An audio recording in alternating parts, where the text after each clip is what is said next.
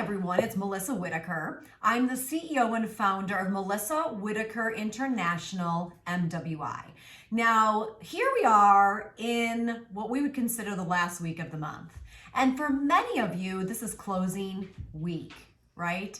Whether you're a sales professional and you have a quota to meet or a target to meet, or if you're a small business entrepreneur, let's face it, we also have deadlines for cash flow purposes, to keep the wheels on the bus, to make sure that we're moving things forward. Whether we have payroll to help our employees that work for us, or whether you're a sole entrepreneur as well, you all need cash flow.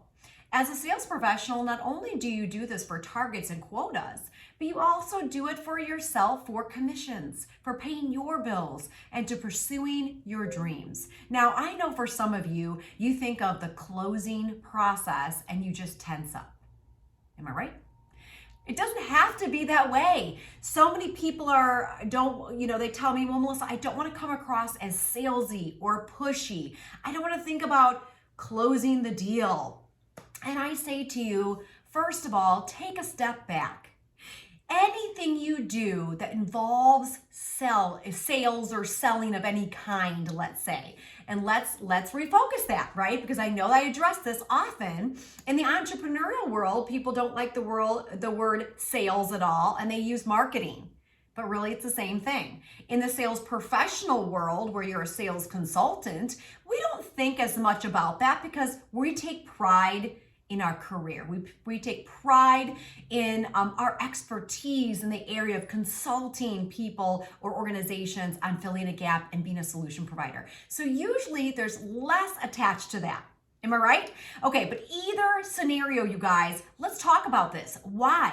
Because the last week of the month is crunch time. Now, it doesn't have to be that way. We could try to move things up earlier in the month or the middle of the month, but let's face it, we're working all around the clock, month after month, time after time, and we still feel the pressure at the end of the month. So this is what we consider closing week, making sure that anything that's still kind of lingering out there, we need to be focused on finishing that up, helping people out, and moving things forward. So I want to talk about this, and I want to share a quick video with you guys, because I want to address a few things. Number one, it doesn't have to be a high tension scenario.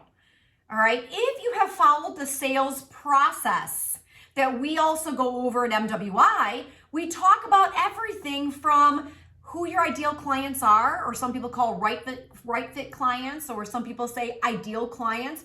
We help people to realize who are those people. Then we help you to find them. Where are they located? Then after you find them and you start to share with them that you may have some solutions for their bottlenecks or challenges, then it's a matter of having what we call a discovery call. And then after you do a thorough discovery call of asking the right questions and enough questions, you've earned the right to then give a recommendation. Now, when you give a recommendation, you're literally assessing first and foremost, can you? Now, listen, gang, we're not here to sell something to everyone, correct?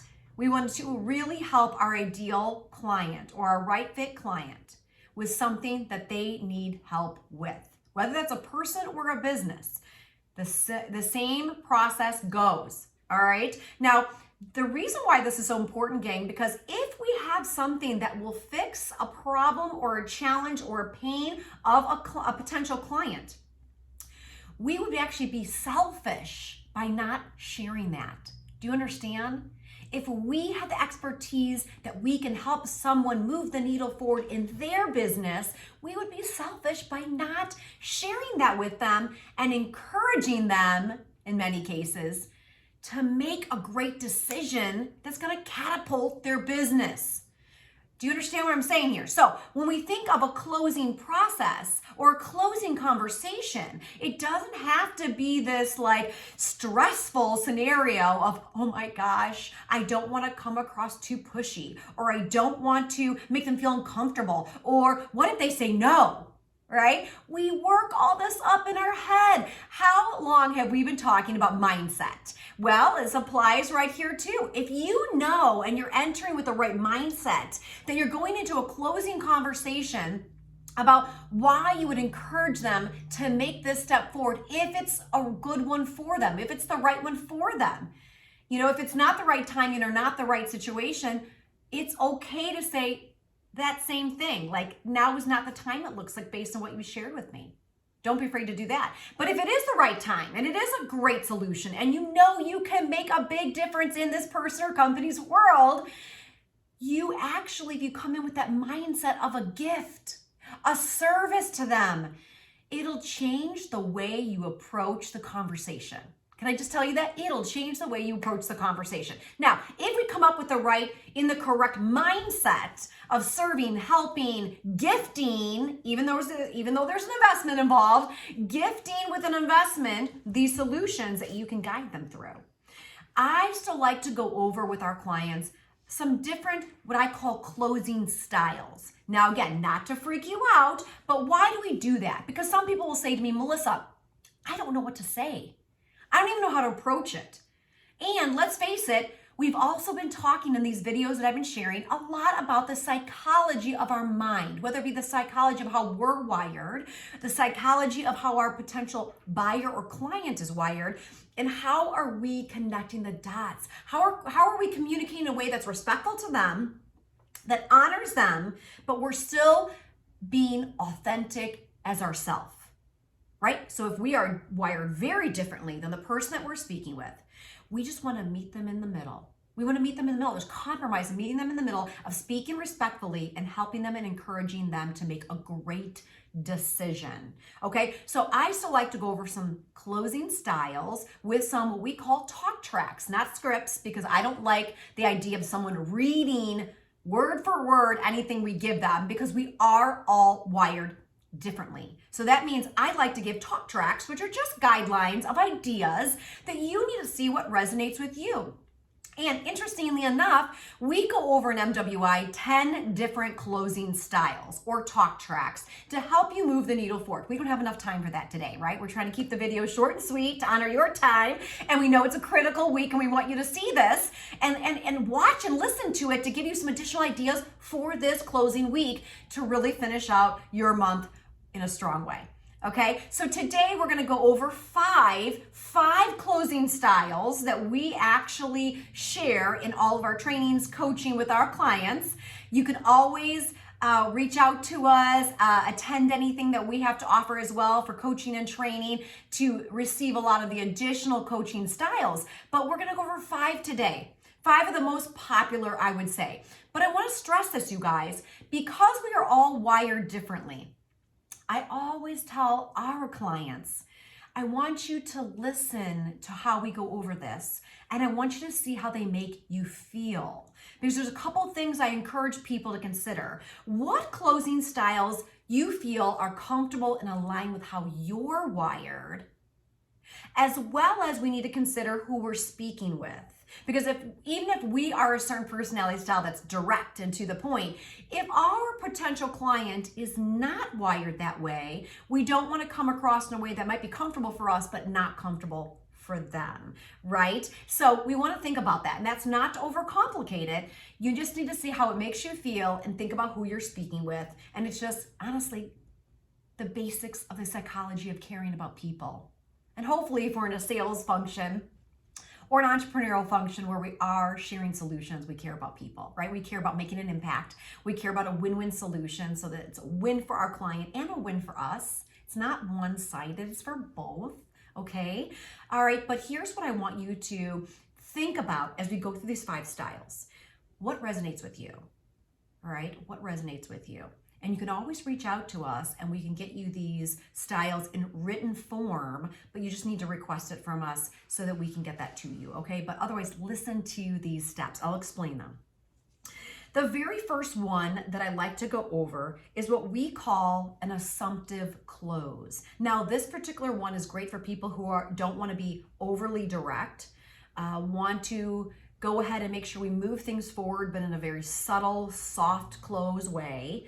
All right, and this is pretty common. So the purpose of this close, for instance, is to really help your potential client visualize them already taking ownership of your solution or already implementing working with you. So they're visually already thinking of doing that or moving in your direction, right? Instead of asking for a signed contract, or I'm going to send that over, sign that contract. Don't focus on the contract. Focus on what they're going to start doing and implementing, right? It's an assumptive that you're assuming that they're going to move forward, but not in a cocky way, just in a soft, closed, comfortable, confident way. All right, so here's an example. Let's say for someone, you may say, well, who will participate in the first round of training?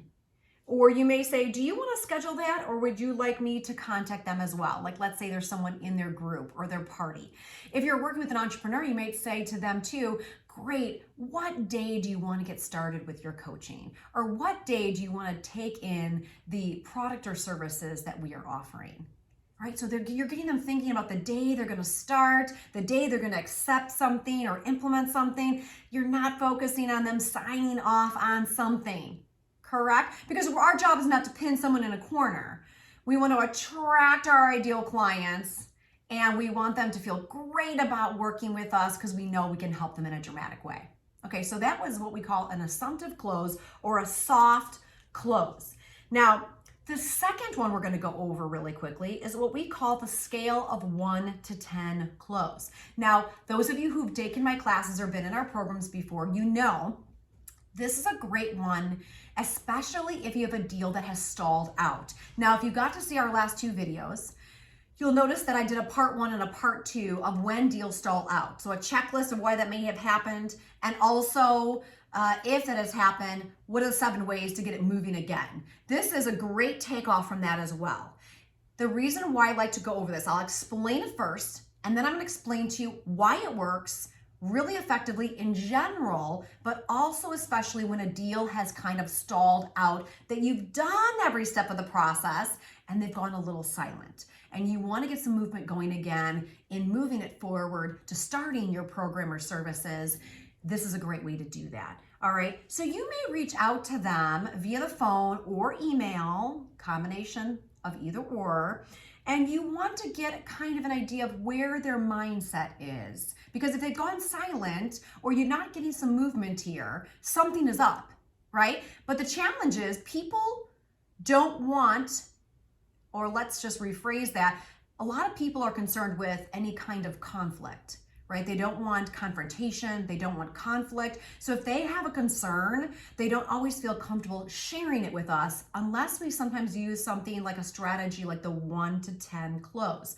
And that would be, you could call them and say, hey Judy, it's Melissa. I'm reaching out to you because I know we've had a great conversation and we've been working towards this wonderful solution that I know will really dramatically impact your business in a great way. However, I know that we haven't been able to get a hold of each other recently. So give me a call back. Let me know kind of where you're at in the process. Like if we had a scale from 1 to 10, 1 being we just kind of started talking, and 10, let's get going and let's get implementing. Where do you think you fall on that? Just so I can be respectful of you and your time. Okay? You see what we just did there? We're just giving them a scale.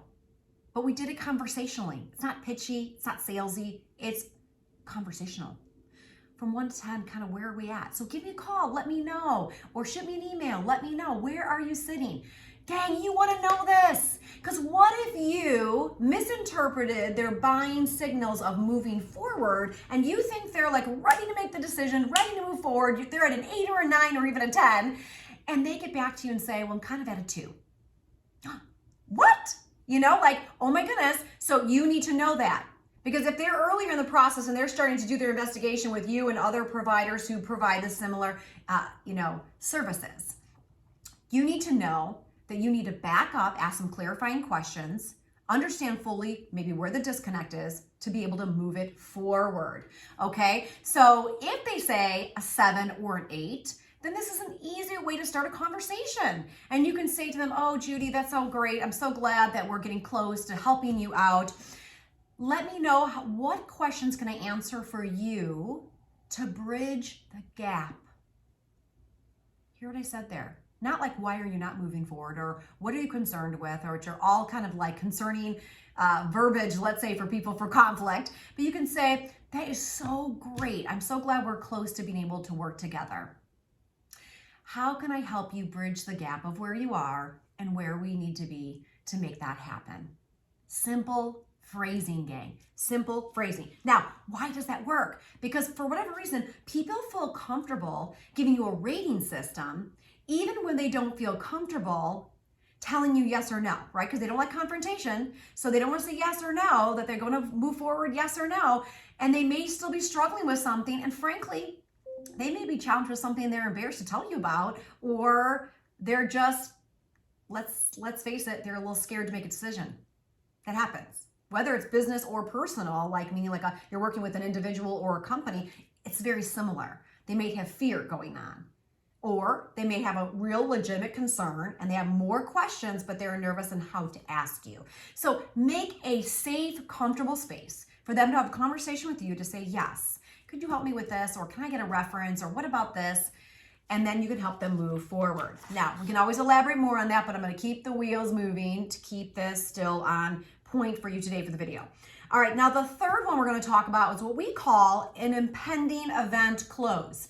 And what I mean by that is if you, as you've gone through the sales process and you got to that discovery phase of understanding truly what they're going through, what are their challenges, and what are their bottlenecks and holding them back from advancing their business, one of the things we always let people know is they need to go through questions about their decision-making process. And there are some really great questions we give as examples, and we include all the questions that really should be asked. Okay, so again, if you want some of that, those examples or written format, please reach out to us at info@melissawhitakerintl.com, info@melissawhitakerintl.com, and we will make sure we get back to you with that. Okay, but here's the key thing. When you go through that and you ask the decision-making questions, one of the questions we always ask people is there a time you need to make this decision by? Like, is there something coming up that you need to be ready for? Like, we need to implement this process because you have a deadline somewhere else and you need this information, or you need to implement, whether it be a product, a service, or coaching or something like that to be able to achieve your other deadline. Okay, so if there is a deadline, we actually can utilize this in a great way. Again, not as a sales sleazy technique, but a way of encouraging our prospective client to make a decision within a time frame so that we can best serve them. We want to honor that they have a deadline. We want to honor that there's a specific reason that they need to make a decision by a certain time. So you can say something like, you know, Judy, in order to ensure that you are up and running by June, we need to finalize the agreement by the end of this week. What do you need to do to move that along? All right, so you're reminding them that you want to honor their time frame, but you're also getting a chance to set what we call proper expectations. Set proper expectations. And by setting proper expectations, you need to let them know, if you need to get this done by this date, we would need to start our work together now to give you time to, whether it be implement it, have something delivered if it's a product, or if it's something that we're doing as a service for you, that we get going on that. So everything's ready to go and you can meet your deadline. It's a great way to create a sense of urgency based on their needs, but it's also a great way to set proper expectations of what you can deliver, or how long will it take to get someone up and running on your program or have your product or services. All right, let's go ahead. We only have 2 more. I know this video is a little longer today, but it's such a vital one for this week. Okay, the next one is what we call a direct close. Now, what that means is that some of you may be wired in a way that is, you're very direct, you're very assertive, you have no problem asking for the business, but how do you word that? Like, what would be an example? You could say something like, as simple as saying, hey, Judy, I really would love to work with you. What do we need to do to make that happen? That's direct, but it's sincere. It's conversational. It's non-threatening, but it's direct. Right? You just need to let people know, like, you really want to work with them. You would love to work with them. What do we need to do to get that going? That's direct. Now, some of you may be also cringing on that one, saying, oh, that's too direct for me. That's okay. Remember, we talked about what we called the assumptive close earlier in the video. You can go back and listen to it. That's what we call a soft approach, a soft close, which may resonate with you better, and that is okay. They're all very successful closing styles on how to help you serve your client the best way. Because let's face it, gang, why do we even talk about closing styles? Now, some of you may go, oh, that sounds like a technique, or some people may say, that's old school. It's not old school.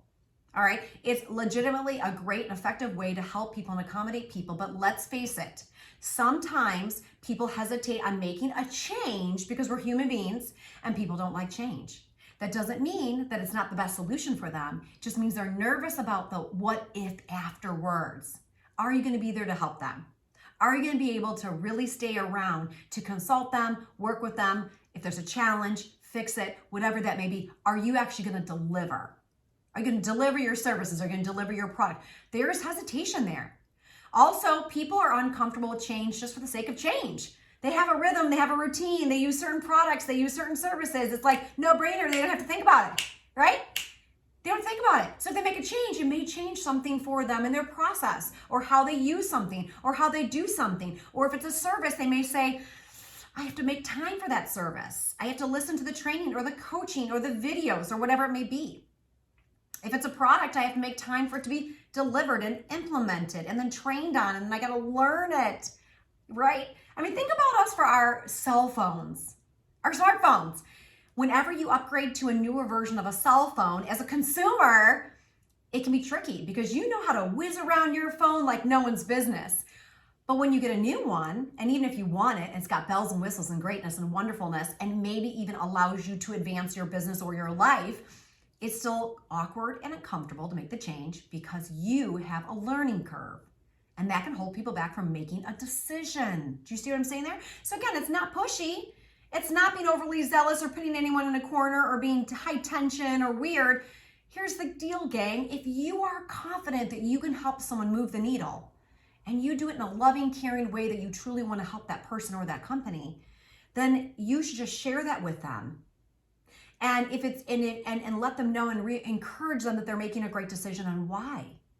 Now, if they can still choose not to do that, and that's okay, and don't give them a hard time about it. It may be now or in the future. There shouldn't be pressure here.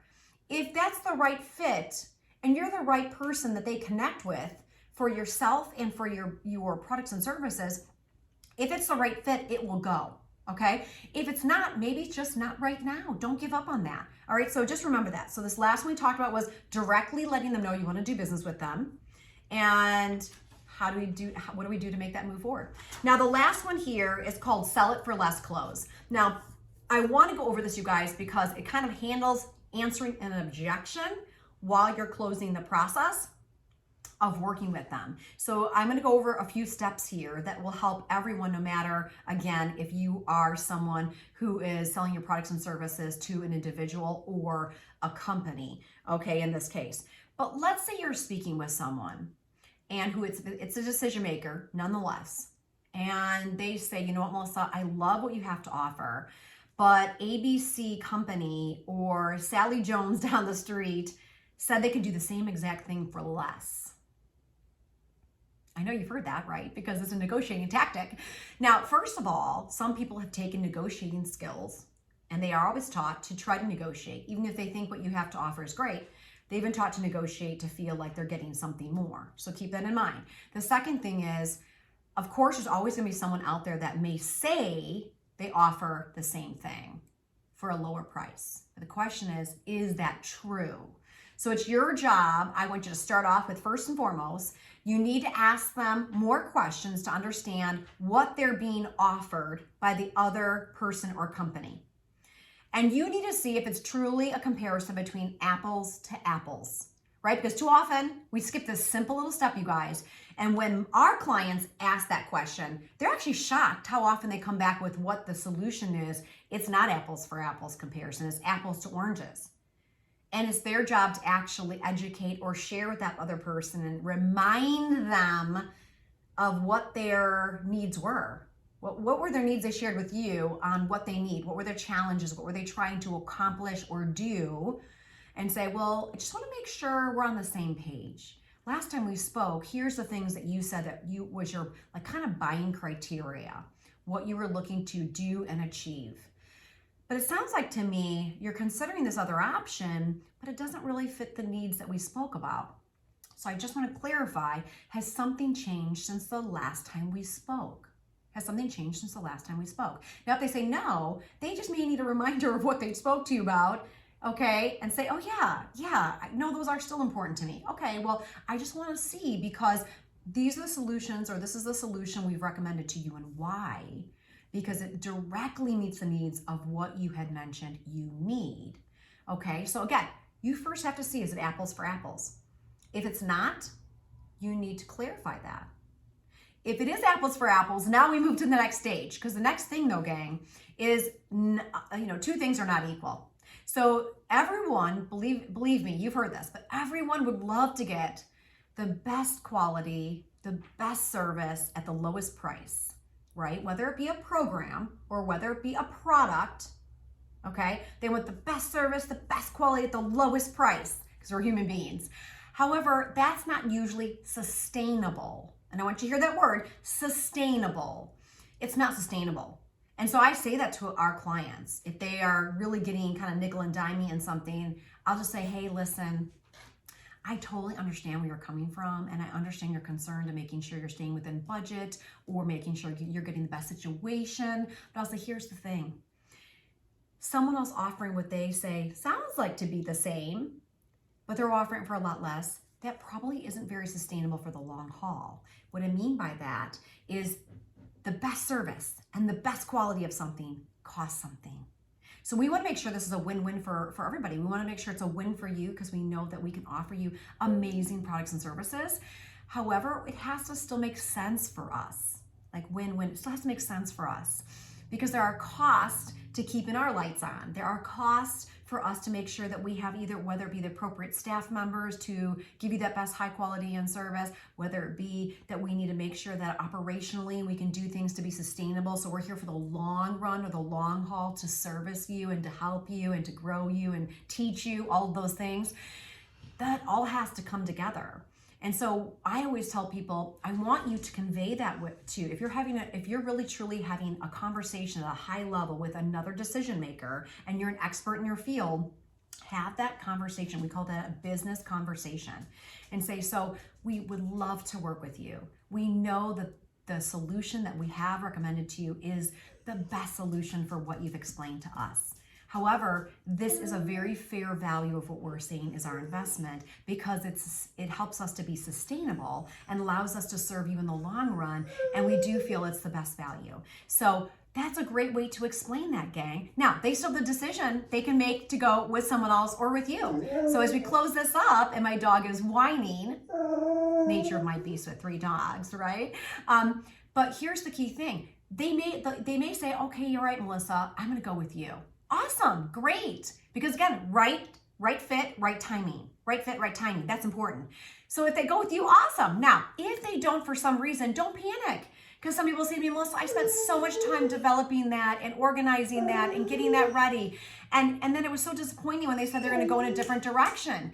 And I said, don't worry about it. Everything happens for a reason. I know it's frustrating right now, but if they go in another direction and they're probably gonna be frustrated with what they receive because it is a lower investment that kind of comes with it sometimes. So what happens is they may go in a different direction. And then what I want you to do is I want you to keep following up with them. I want you to keep following up with them because notoriously what happens is people end up coming back and saying to me and to us, MWI, oh my gosh, Melissa, we did go in that other direction. It wasn't worth what we paid. We didn't get what we wanted. We really need better results. We'd like to have a conversation back with you again, right? And they're probably gonna do the same thing for you. And I've seen it over and over again with our clients, whether it's products or services. I've seen it over time and time again. I've seen them come back and say, okay, I really need to work with you now. So don't give up on them, even if they go with a different decision or a different direction. If you are confident in what you can help them with, they'll most likely come back to you later on down the road when it's the right fit at the right time, right? See, no high pressure, no stress. You can still make sure that you have enough people you're speaking with to make sure that you can serve enough people to reach your goals and your numbers, and also help enough people in the process. So I hope that helps today. I know this is a longer video, but isn't it such a great topic that we should really just review and look over and try and discuss to make sure you're having the best results for the last week of the month. Make it a good one, make it a strong month. I believe in you and you can do this. And we'll talk soon. Again, if you have any questions and you want to reach out to us here at MWI, you can email us at info@melissawhitaker.com, or you can call us at 847-845-4922. That's 847-845-4922. I'm more than happy to give you a quick consultation or help you with some solutions that we can help you with as well. So make it a great day, finish February strong, and we'll talk later. Bye-bye. Bye for now.